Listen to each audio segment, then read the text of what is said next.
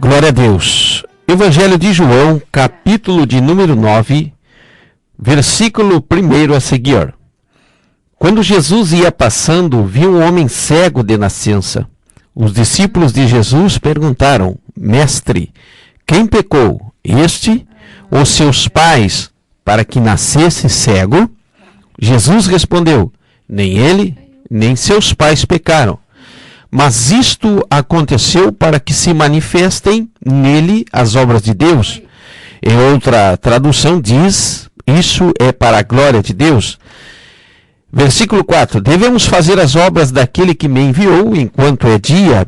A noite vem quando ninguém pode trabalhar. Enquanto estou no mundo, sou a luz do mundo. Tendo dito isto, cuspiu na terra, fez lodo com a saliva, aplicou aos olhos do cego e disse: Vai, lava-te no tanque de Siloé, que é significado enviado. O cego foi, lavou-se e voltou vendo.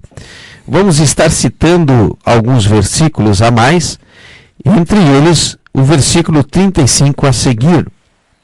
E queremos trazer como título dessa mensagem 2 tipos de cegueira. Num primeiro momento, vamos tratar da cegueira física. E aqui vamos aprender alguma coisa com o Senhor Jesus. Aleluia! Logo, no versículo 1, nós vimos aí que a Bíblia está dizendo, está nos passando uma informação importante, que aquele homem, ele era cego de nascença. Ele não só era um homem de idade adulta, mas como também a sua cegueira era desde a sua infância. E quando a gente observa que o homem era cego desde a infância, logo podemos entender que fora uma criança privada de muitas coisas, privada de brincadeiras, privada de alegrias, de prazeres, privado de muita coisa boa. Podemos entender também que havia na vida daquele homem muitas decepções. Ele vivera uma vida anormal a se comparar com as outras, porque ele tinha esse problema. Ele era cego desde a infância e por isso trazia aquele trauma. E a Bíblia diz que Jesus ia passando e viu aquele homem cego de nascença. Logo se entende também que aquele cego era um homem muito conhecido. Aleluia! E no versículo de número 2, começa uma grande questão onde nós podemos aprender. Como diz o texto, os discípulos de Jesus perguntaram: Mestre, quem pecou, este ou seus pais, para que nascesse cego? Naquele exato momento, os discípulos estavam querendo justificar a sua cegueira. Parece que isso é comum, corriqueiro, quando enxergamos um defeito, quando estamos diante de um problema, estamos sempre querendo justificar. Aleluia! Ao invés de confiar, justificar. Todos eles queriam encontrar a culpa da cegueira naquele cego. E a Bíblia diz que Jesus respondeu: nem ele nem seus pais, mas é para que se manifeste as obras de Deus, ou então para que se manifeste a glória de Deus. Aquilo não era só uma oportunidade para Deus mostrar o seu poder, o seu milagre, como também para dar uma grande lição aos discípulos e também aquele homem que era cego desde a sua infância. Quando que nos deparamos com os problemas da vida, sempre queremos empurrá-lo com a barriga, justificando ou então jogando a culpa a alguém ou para alguém, sempre querendo nos livrar de toda e qualquer situação. Aquilo era um milagre para Deus, para Jesus se manifestar. Lá no versículo de número 4 e 5, o Senhor Jesus diz: devemos fazer as obras daquele que me enviou enquanto é dia. A noite vem quando ninguém pode trabalhar. Enquanto estou no mundo, sou luz do mundo. Jesus estava dizendo que ele veio, o verbo se fez carne e habitou entre nós, como diz em João. Jesus estava dizendo que ele estava em forma de homem na terra para operar os milagres e glorificar a Deus naquela circunstância, também no seu ministério, enquanto palmilhou aqui na terra. Era uma oportunidade de milagre. E o Senhor Jesus, com compaixão, observara que aquele homem, desde a sua infância, havia vivido muitas privações. Aleluia. No versículo de número 6, diz a palavra que ele cuspiu na terra, fez lodo com a saliva e aplicou aos olhos do cego. Quando nós olhamos aqui essa passagem, esse versículo, de que Jesus cuspiu no chão, fez o lodo, colocou nos olhos do cego, nós entendemos que Jesus, ele poderia fazer de uma outra maneira. Ele poderia dizer, abre-se a visão, ele poderia dizer, seja curado, ele poderia dizer, seja livre, mas Jesus quis dar uma lição acerca das duas cegueiras. Em primeiro lugar, Jesus estava providenciando uma cura física e logo após uma cura espiritual. Entre tantas as coisas que nós podemos pensar aqui, contextualizar aqui, entender dessa passagem do capítulo 9, que Jesus passou aquele lodo com guspe nos olhos daquele cego, para que, num primeiro momento, aquele cego não conhecesse a Jesus visivelmente. Porque Jesus sabia, no transcorrer do capítulo, você descobre que Jesus sabia que aquele homem cego desde a infância iria enfrentar reveses, porque, em primeiro lugar, ele tinha sido curado no sábado. Aleluia. E, em segundo lugar, haveria uma grande afronta dos fariseus, dos vizinhos, dos judeus, aleluia, dos seus familiares, porque eles queriam saber de onde vinha a cura.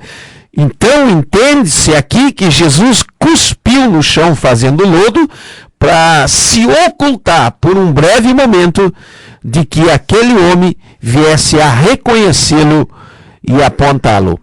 Cuspiu. Segunda coisa que nós entendemos aqui, que nem sempre é do jeito que a gente quer. Nem sempre é do jeito que a gente espera, nem sempre é na hora que a gente quer, nem sempre é como desejamos. O Senhor tem os seus meios, o Senhor tem os seus propósitos diante de toda e qualquer circunstância. A Bíblia diz que não há provação que não venha, cuja qual nós não possamos suportar. Antes, com ela vem também junto o escape. Jesus cuspiu, operou daquela maneira porque ele sabia o que estava acontecendo. Entenda que tudo é para o bem daquele que crê, como diz a palavra de Deus. A água com barro, aleluia, não do jeito normal, mas de um jeito sobrenatural. E aqui nós queremos aprender outra coisa. Aonde estava o problema daquele homem? Estava nos olhos. Aleluia. E no versículo de número 7, diz a palavra de Deus, e disse, vai, lava-te no tanque de Siloé, que significa o enviado. O cego foi, lavou-se e voltou vendo. Jesus trabalha com expectativas, com esperança e com fé. Aleluia.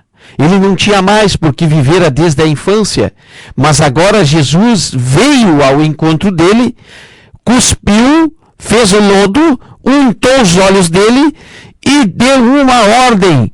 Vai lá, não sei a que distância estava o tanque de Siloé, mas Jesus disse, vai ao tanque de Siloé, se dirija ao tanque de Siloé e se lave.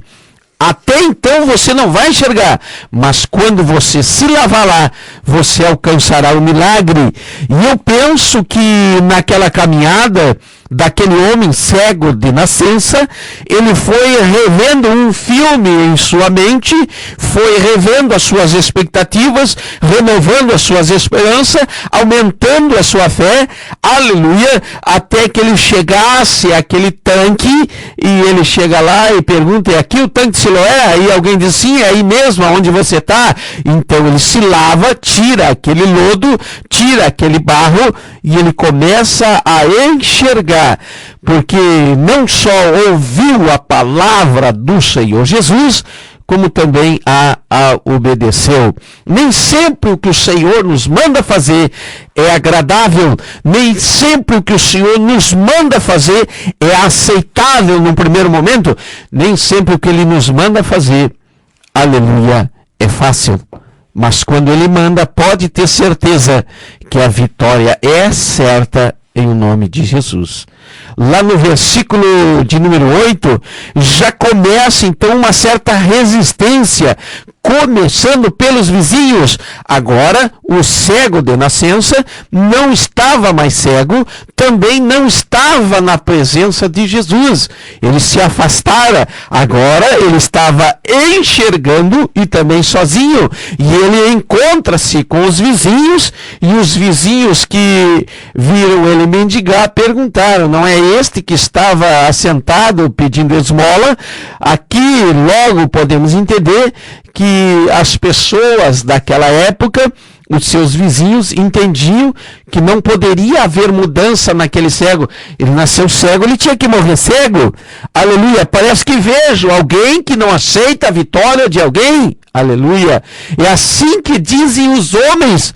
Parece que eles querem nos ver sempre abaixo, sempre num degrau abaixo, sempre inferiorizado, sempre diminuídos. Esse versículo 8 nos trata do sentimento errôneo do homem quando não quer a vitória do outro. No versículo de 9 diz a Bíblia: alguns diziam que era ele, outros diziam parece, mas ele mesmo insistia: sou eu. Aleluia. Glória seja dada no nome do Senhor. E a Bíblia diz que eles fugiram com aquelas palavras e saíram de perto daquele homem que ora fora cego. E ele diz: sou eu, é o que o homem diz, enquanto Jesus diz: eu sou, como está escrito em João 8, verso de número 24. E lá no versículo 10, ele dá testemunho de como Jesus lhe abrira os olhos. Aleluia. No versículo de número 11, respondeu ele: o homem chamado Jesus fez lodo, untou-me os olhos e disse: vai, lava-te no tanque de Siloé. Então eu fui, lavei-me e pude ver. Agora aquele homem que ora fora cego fisicamente, agora ele está vendo perfeitamente. E a única coisa que ele sabe de Jesus é o nome. Oh, aleluia! E a Bíblia diz que os fariseus então o afrontaram, os judeus também o afrontaram, ficou lá os seus pais numa situação muito difícil, aleluia, ficou lá todos os seus familiares tirando o corpo fora, apesar de Deus ter ali realizado um grande e extraordinário milagre, aleluia. Havia uma grande resistência, como já falamos aqui, por causa do preconceito, por causa da não aceitação da vitória do outro, por causa que Jesus havia curado no sábado, enfim, tantas coisas, tantos argumentos, e aquele cego alcançar a sua vitória e ainda não conhecia a Jesus. E agora Jesus então cura a sua cegueira espiritual. Jesus se revela ao cego. No versículo de número 12, Jesus fez o primeiro milagre.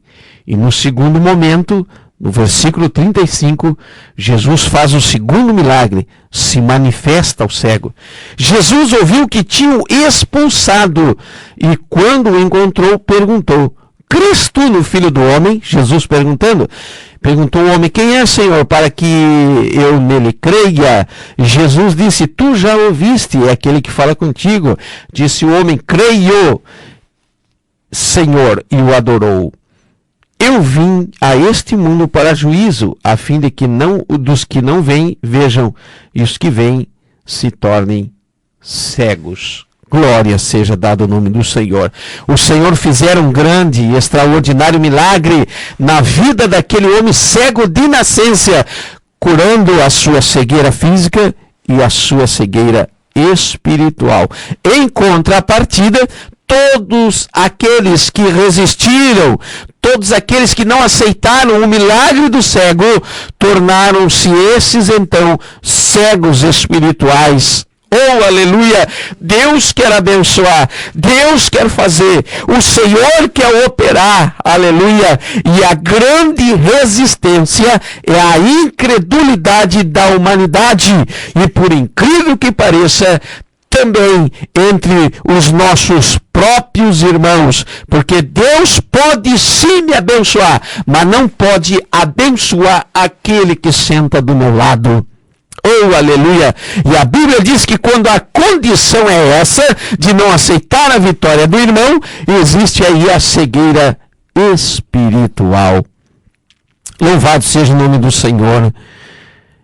Pensamos aqui que aquele homem, desde a sua infância, sofrendo, pensamos aqui que aquele homem, desde a sua infância, não podia brincar, não podia estudar, não podia viver uma vida social normal, dependia de esmolas, da mendigância, dependia de favores alheio, e agora que ele recobra a sua visão pelo milagre de Jesus, aleluia, agora ele é perseguido, ele é expulso, ele não é mais aceito só porque Jesus lhes abriu os olhos. Oh, aleluia, louvado seja o nome do Senhor. A Bíblia disse, no versículo 41, a Bíblia diz, disse Jesus, se fosses cegos, não teríeis pecados, mas, como agora dizeis, nós vemos, permanece o vosso pecado. Muitas pessoas, muita gente pensa que tem visão. Muita gente pensa não ser cego, mas na realidade, quando não confessa os seus pecados, quando não se arrepende, quando não muda as suas atitudes, quando não aceita Jesus, então é um cego espiritual. Glória a Deus, porque Jesus operou um milagre na vida daquele cego de nascença, do jeito dele, se manifestando em duas etapas. Uma primeira, através do poder, sem que o homem conhecesse a Jesus. E um segundo momento, manifestando a sua presença na vida daquele homem que antes não via, agora vê. E agora sente a presença do Senhor e o aceita como seu Salvador pessoal. Em nome de Jesus, receba essa palavra. Amém.